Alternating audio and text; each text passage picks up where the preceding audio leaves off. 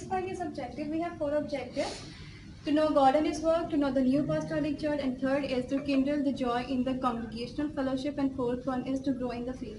We have created a short keyword for it, which is 3kg. 3k means there are altogether 3k and only 1g. So there is a short key 3kg. It is just for a remembrance. Okay? Okay, the first point is to know God and His work. It helps us to teach the children how merciful, graceful our Lord God is. To know God and His work in context with the Easter signifies how merciful our Lord God is. It tells us and it helps us to teach the children His ability to bring an everlasting life, His victory over the life over the death, and His ability to give and promise us the everlasting life. So that, which again inspires the children to have a strong connection or a strong bond with the Lord Jesus Christ and also with the God. Second point is to know the new apostolic church, to teach the children about the new apostolic church, about the motto of the new apostolic church, which is prayer works.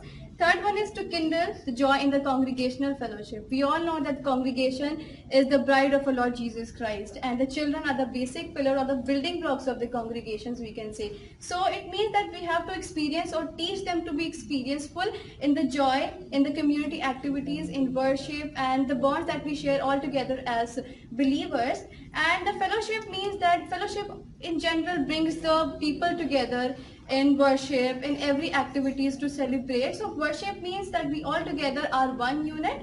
And again, to grow in faith means that we have to teach the children that they should be growing in their faith. They should not stand at one place. They should be growing every day and each day. And we have to teach the children that they should be firm in the spiritual way, just like our Lord Jesus Christ was firm in His every way, in His spiritual activities, and He was firm to whatever His Father said. So we have to teach our children that they should be firm in their faith, and we also have to prepare them for the return of the Jesus Christ, so that they have to know that because first they have to be prepared, then they have to go to the Lord Jesus Christ and the heaven. So we have to prepare them in their faith and also for the return of Jesus Christ. Especially clapping for